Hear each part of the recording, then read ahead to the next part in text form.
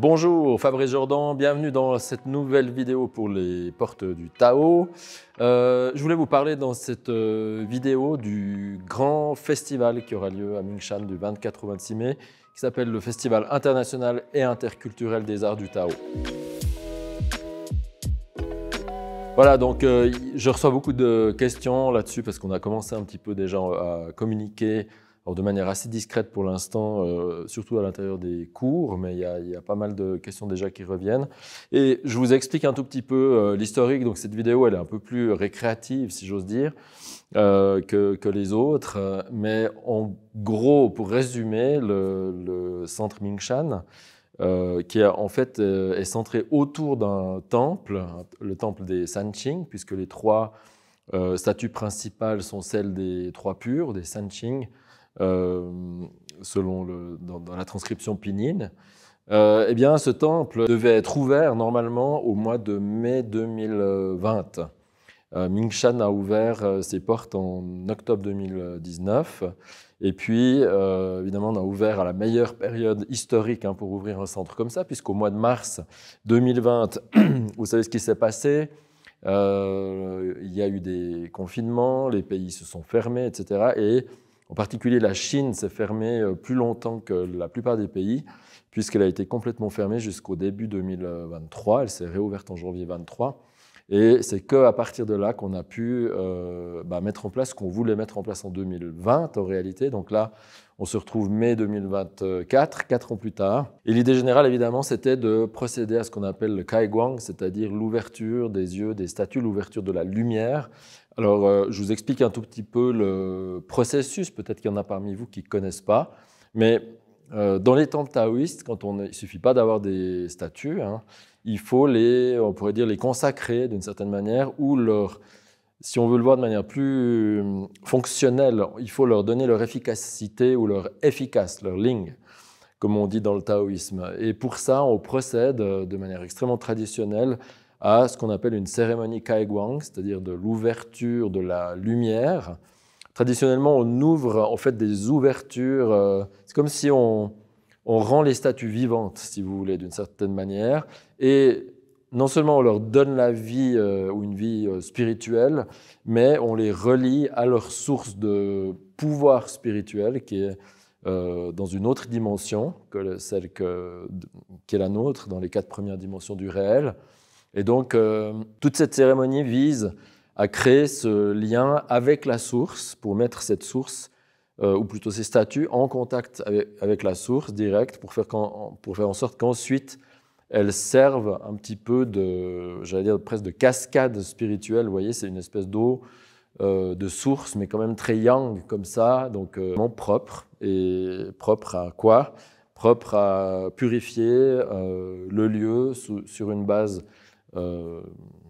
perpétuelle, on pourrait dire.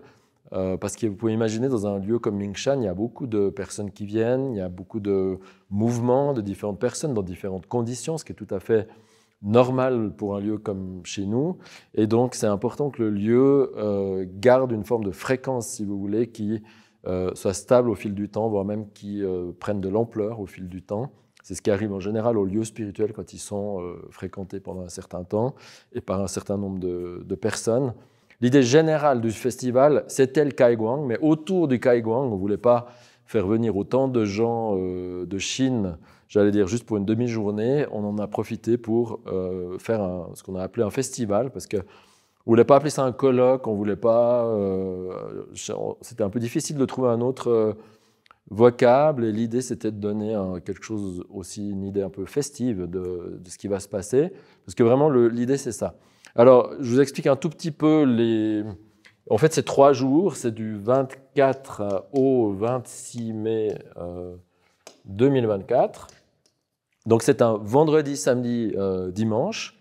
Et donc, d'abord, je vous explique un petit peu qui va venir, en gros, pour animer ces 3 jours.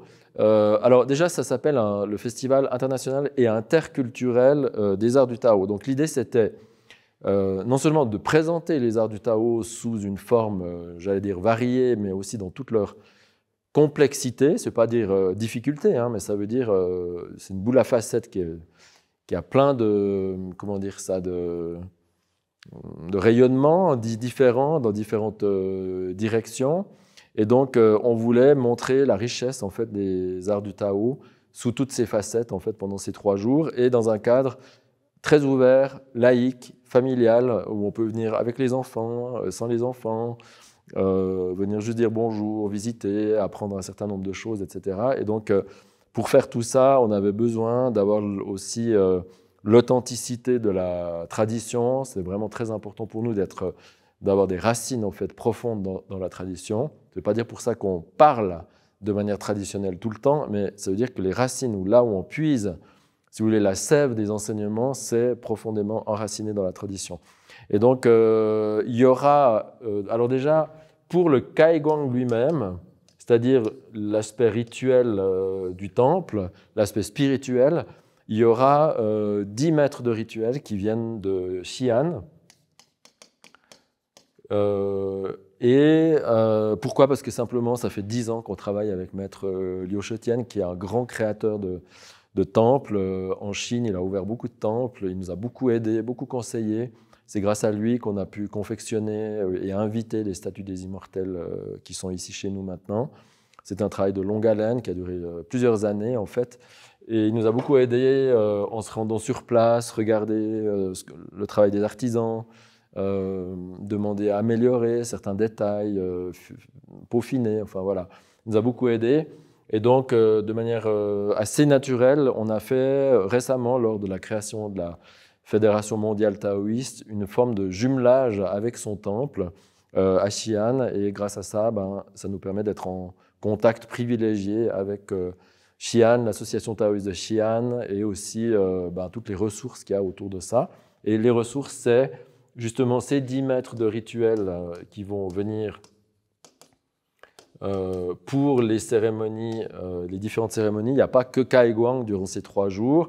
Et il y aura 10 musiciens aussi traditionnels. Alors, ils sont traditionnels dans le sens où c'est les musiciens de la ville de Xi'an, mais ils jouent pour le temple d'habitude et ils savent jouer des musiques taoïstes aussi bien que des musiques traditionnelles de Xi'an. Et donc, ils seront là parce que le samedi soir, il y aura aussi un spectacle. Donc ça, c'est pour la partie du Kaiguang. On a un partenariat aussi qu'on annoncera prochainement, enfin qui est en voie d'annoncement, avec une école de Wudang. C'était important pour nous d'avoir aussi ce partenariat dans les arts martiaux avec une école de Wudang. Et donc on aura, sauf erreur, une quinzaine de maîtres Wudang qui seront ici aussi pour le spectacle du samedi soir, pour donner des ateliers pendant les 3 jours, pour faire des démonstrations aussi sur une base un peu régulière, et puis pour annoncer aussi officiellement le partenariat avec l'école de Wudang en question, dont on parlera. Et donc, plus un certain nombre d'invités assez prestigieux, il faut quand même bien le dire, c'est des grands maîtres taoïstes chinois. On ne décide pas de tout, on a fait nos demandes. Après, en général, ceux qui viennent, c'est nos amis de longue date. Il y aura maître Meng Zheling, maître Zhang Gaochang et peut-être d'autres. Et donc, c'est des grands maîtres taoïstes que vous aurez l'opportunité de rencontrer aussi pendant ces 3 jours. Donc, en fait, ces 3 jours, c'est quand même une opportunité exceptionnelle de pouvoir vous retrouver au milieu disons, d'un puissant happening spirituel, je ne sais pas comment l'appeler autrement, pour parler un petit peu moderne, et en présence d'autant de maîtres de rituels, de grands maîtres chinois qui, il faut vous imaginer, hein, en Chine même, les Chinois, pour rencontrer les gens que vous verrez ici pendant les 3 jours, ils attendent des fois des années en fait. Et là, vous avez une sorte de concentré de toutes ces personnes au même endroit pendant ces 3 jours. Donc honnêtement, c'est une occasion exceptionnelle de pouvoir regarder ce qui se fait traditionnellement ici, tout près, pas loin de chez vous. Alors oui, vous êtes peut-être en France, mais la Suisse, c'est quand même à côté. On a 3 heures de train de Paris. Hein. Certaines régions en France sont plus loin que nous de Paris. Et donc, voilà, c'est quand même très accessible et c'est beaucoup plus simple que d'aller en Chine. Et c'est beaucoup plus synthétique. Vous aurez aussi, alors après le festival c'est 3 jours, hein, comme je vous ai dit, il y aura des ateliers, des démonstrations, il y aura des parcours pour les enfants, il y aura, enfin voilà, plein de trucs, ça sera festif, vous venez n'importe quand, tout est gratuit. Il y aura peut-être juste l'inscription pour le spectacle du samedi soir qui se fera sur inscription parce que la salle n'est pas infinie. Et voilà, les places seront probablement un peu comptées, mais en dehors de cet aspect-là, tout se fait de manière complètement spontanée, naturelle, et vous venez, vous partez quand vous voulez. Et parmi vous, il y a peut-être des gens qui auront envie d'être bénévoles, donc si c'est le cas, annoncez-vous, info@mingshan.ch. Alors, il n'y aura pas que le Kaigwang en fait, hein, juste pour vous expliquer. Je vais remettre mes journées, mais le 24, vendredi, ça sera tous les préparatifs du temple. Et en fait, on appelle ça Qingshan, c'est-à-dire l'invitation des déités. C'est-à-dire que pour pouvoir faire le Kaigwang le samedi, qui sera le 2e jour, le 25 mai, Kaigwang, eh bien, il faut que le temple soit prêt et que on appelle ça Kaitianman aussi, c'est-à-dire ouvrir les portes du ciel. On a besoin d'ouvrir les portes du ciel, d'inviter les divinités ou les déités à se présenter. Et seulement quand le temple est prêt, le lendemain, on peut brancher, comment dire ça. Vous voyez, ça c'est je m'excuse hein, de la comparaison, mais vous pouvez peut-être mieux comprendre comme ça. Ça, c'est se brancher sur EDF, quoi, se brancher sur le secteur.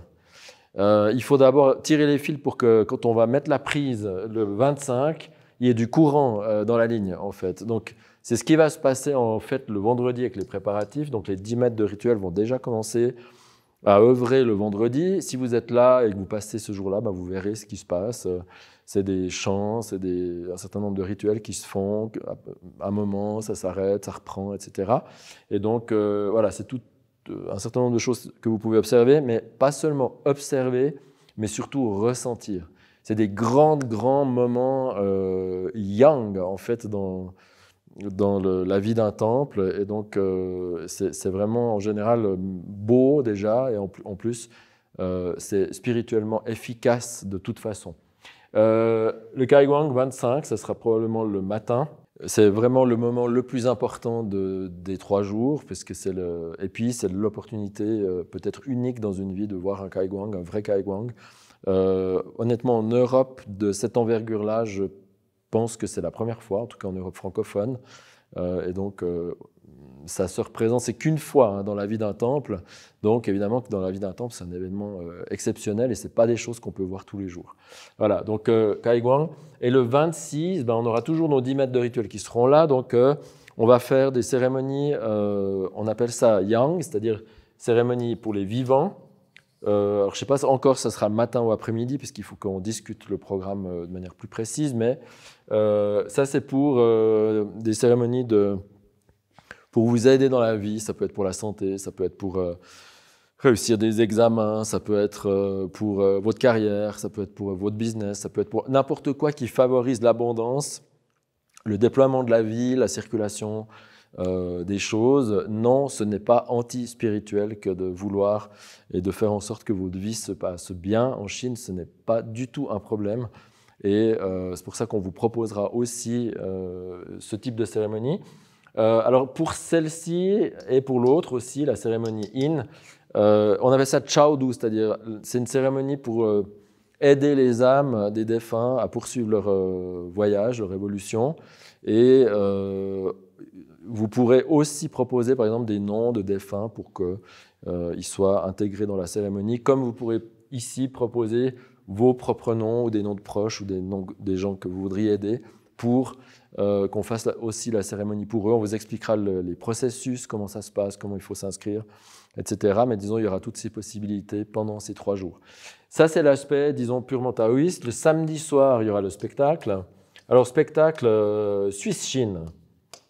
C'était très important pour nous d'intégrer ça, c'est pour ça qu'on a appelé ça interculturel, le festival, dans un dialogue entre le local et les racines, si vous voulez, chinoises. Parce que comme nous ont dit beaucoup de maîtres, il faut absolument pas reproduire un temple chinois et le poser ici, en Europe. Ça ne fonctionne pas. Il faut vraiment, c'est un peu comme une plante que vous prenez dans un pays étranger. Vous ne pouvez pas juste la poser dans un nouvel environnement comme ça en priant pour que ça prenne. Vous êtes obligé de l'adapter, de regarder où vous allez la poser, comment est le climat, comment elle reste. Et pour que la bouture prenne, si j'ose dire, il faut en prendre soin de manière correcte en rapport avec le lieu d'implantation. Et donc ça, honnêtement, c'est les maîtres taoïstes eux-mêmes, beaucoup, pas seulement un ou une, qui nous ont vraiment encouragés à aller dans ce sens-là. Et donc, pour marquer le coup, on fera un spectacle qui sera mixte entre des prestations chinoises, qui sont très belles, et un certain nombre de choses suisses, vibratoires, j'allais dire, qui sont aussi très belles, mais qui sont d'une autre couleur, mais qui disent la même chose en fait. Et donc, on avait vraiment envie qu'on puisse voir cette rencontre interculturelle aussi de manière claire, et en plus, non seulement claire d'un point de vue culturel, mais moderne, puisque autour de ça, il y aura toute une animation très très moderne, avec des visuels du 21e siècle, vous verrez, ça va dépoter, comme on dit. Donc ça sera marrant aussi, il y a quelque chose d'extrêmement créatif dans ce spectacle, il y a un directeur artistique qui est connu chez nous, qui s'appelle Marc Atala, et donc je pense qu'avec ça, on aura une sorte d'alchimie de la rencontre qui va faire émerger un truc neuf, mais j'espère nourrissant, j'espère marrant, j'espère fun pour tout le monde, et en même temps avec de la profondeur. Voilà, ça c'est les temps spirituels. Pendant les 3 jours, vous pourrez venir pour faire, comme je vous ai dit, il y aura des ateliers de démonstrations de thé, de cérémonies d'encens, d'arts martiaux, de méditation. Il y aura un certain nombre de conférences aussi autour des arts du Tao sur différentes thématiques. Il y aura une exposition d'art taoïste et aussi d'objets taoïstes ou d'objets de pratique aussi, que vous pourrez aussi acheter sur place pour ceux qui veulent. Pourquoi je vous dis ça? Parce que c'est des fois compliqué de les trouver, en fait, ces objets au même endroit. Sinon, on doit les commander, c'est compliqué. Soit il faut aller en Chine, soit vous devez commander sur Alibaba. Vous savez pas, vous avez en général la livraison qui coûte plus cher que votre article. Vous ne savez pas dans quel état il va arriver. Enfin bref, il y a un aspect très pragmatique de proposer ça lors de ce festival aussi. Ça restera ensuite ici à Mingshan. Et en tout cas, vous êtes les bienvenus pour venir partager ce moment. Je dirais que c'est vraiment un moment de partage, de rencontre, de célébration, tous ensemble. C'est un moment pour se réjouir. Et puis, c'est vous qui choisirez en réalité les choses spécifiques qui vous intéresseront dans ce programme. Et on attend beaucoup de monde, donc si jamais, faites attention. Je vous dis aussi pour ceux qui veulent venir, on ne pourra pas loger les gens à Mingshan parce que ça sera déjà complet ici. Mais donc réservez un petit peu à l'avance vos hébergements le cas échéant. Dans la région, il y a beaucoup de possibilités. Mais prenez-y vous peut-être un peu en avance parce qu'autrement ça risque d'être un peu compliqué. Voilà, en tout cas, de notre côté, on se réjouit de vous voir. Moi, je suis très heureux. J'espère que je vais voir plein de gens dont je vois les noms en général sur Zoom ou ailleurs, ou des gens à qui je parle au travers de ces vidéos, mais que je ne connais pas forcément, mais qui ont la gentillesse, vous avez la gentillesse de mettre des likes, des commentaires et tout, donc c'est vraiment super gentil. Et j'espère que pendant ce festival, venez me dire bonjour si vous me croisez, comme vous direz bonjour à toute l'équipe de Mingshan aussi. Et ça me fera très plaisir de mettre un visage sur un nom. Voilà, je n'ai pas toujours l'occasion de rencontrer les gens, donc ça sera une super occasion pour ça aussi. Voilà, pour le reste, on va publier bientôt ça sur le site internet. Il y aura un dépliant avec un programme précis, etc. Laissez-nous juste le temps de mettre ça en place, mais ça va être d'ici 2-3 semaines maximum sur notre site internet de manière définitive. Et puis, pour toute question, vous pourrez toujours les poser dans les soirées du Tao qui viennent lors des lives. Par exemple, la prochaine, c'est toujours les premiers mercredis du mois. Ou éventuellement, si vous avez vraiment des questions spécifiques, à info@mingshan.ch. Voilà, j'espère que ça vous donne une petite idée de ce que va être ce festival. Et puis, de notre côté, toute l'équipe de Mingshan, nous, on se réjouit de vous voir à cette occasion. Et oui, une chose que je n'ai pas dite, c'est qu'une partie du festival, voire même une grande partie, sera aussi filmé et diffusé en Zoom Live, je pense. Je ne sais pas encore exactement techniquement comment ça va se faire. Mais pour celles et ceux parmi vous qui ne pourront pas se déplacer, puis même si vous êtes juste un petit peu curieux, par exemple, vous pourrez guigner, comme on dit en Suisse, pour voir ce qui se passe dans les différents endroits. Je pense que ça sera retransmis quasiment pendant les 3 jours, en tout cas une bonne partie des 3 jours. Et donc même à distance, le cas échéant, vous pourrez suivre une partie. Voilà, je m'arrête là parce que sinon ça va être trop long pour cette vidéo. J'en ferai une autre pour vous expliquer aussi la suite du programme de Mingshan, mais ça je vais préciser un peu plus ce qui va se passer à partir du 1er juin, une fois la fin du festival terminée, pour que vous ayez aussi une idée de ce qui sera possible à Mingshan à partir de juin. À tout bientôt et si jamais, n'oubliez pas de liker, de mettre un petit commentaire. Je ne sais pas trop s'il faut la partager, celle-ci, vous déciderez vous-même. C'est une thématique assez spécifique, donc à vous de voir. Mais si vous avez des amis que ça pourrait intéresser, dans ce cas-là, partagez spécifiquement avec eux. Et puis, de mon côté, je me réjouis de vous retrouver dans la prochaine vidéo. À tout bientôt.